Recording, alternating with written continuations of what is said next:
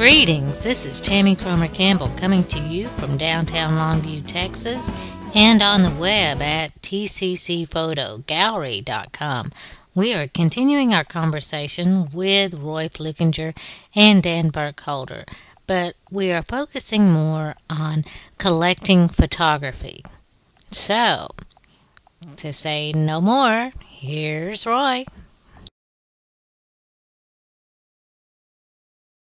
I guess since the 70s, the market for photographs has started to take off when basically the whole world recognized what photographers have long known, that photography is not just a matter of documenting in record or historical image, but also a vital and vibrant means of creative expression. The artistry, which has followed suit and which only has grown over the period of time, has tended to verify and support that too.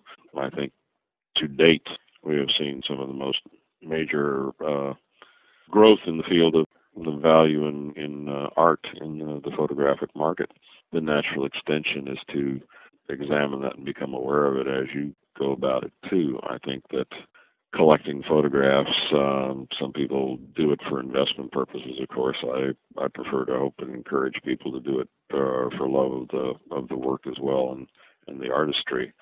And I think that is something that is quite vital and quite vibrant, is exactly the way that you two have done it and others have done it, which is to not only produce significant imagery, but to write about it, to get it reproduced, to get it exhibited and shown, and to make every effort to communicate with people about the work that is there and that is in existence out there. In fact, the soapbox I usually get on is to try and advocate that people meet artists, look at work, and go out and meet more, and go out and look at more, and talk about it and learn about it. That is the only way we really develop and encourage not only education but also growth in the class of people who can collect and appreciate and understand what this art can do. Whether you buy it at auction through the major houses or whether you buy it at auction from the smallest photographic society, encourages your participation and support of that too. And I think that encouragement enables us to develop and support and encourage the work of artists like you, Tammy, like you, Dan, who come through and give themselves certainly enough challenge and enough expertise in the day-to-day of their work, but also to see an opportunity to grow with that too. So finally we reach the stage where we've gotten just beyond the document, just beyond the news image, and get into the whole means of creative expression. I mean, just to take this body of work, The Shadows of Lives and Lost, is just that you're looking at work that is not only showing us what is there, but is going beyond that. It's taking us past any sort of moral ambiguity and sort of document, and it's really making us feel what's gone on, what has taken place.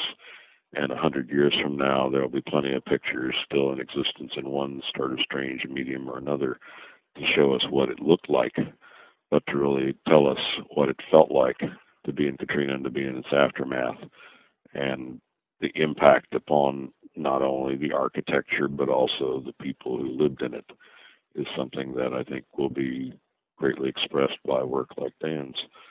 That sort of quality is out there right now for people who want to bother to look at pictures and see what's there and invest, and certainly, to support the living artist and their continuation of that work is extremely valuable.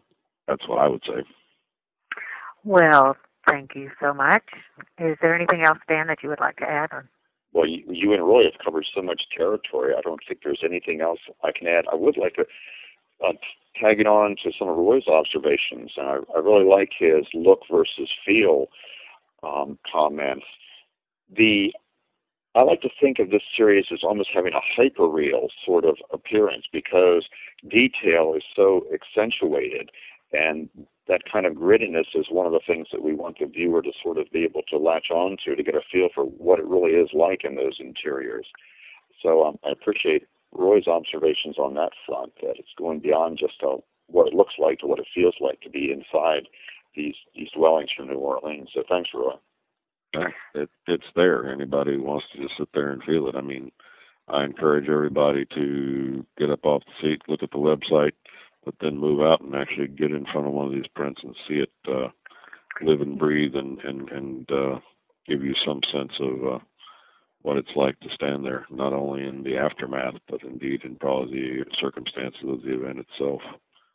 It's all there if you want to open yourself up to it. The web is a great medium. Some of these images, you really have to see them in person, so I encourage people to come to the gallery at 207 North Center Street to look at them, because there's really so much more to see whenever you have the print right in front of you. Here. If there's no more questions, I guess we will conclude our conversation with Dan Burkholder and Roy Flukinger, and I thank you for listening, and everybody, have a great day. Goodbye. All right, thanks very much. Thank you.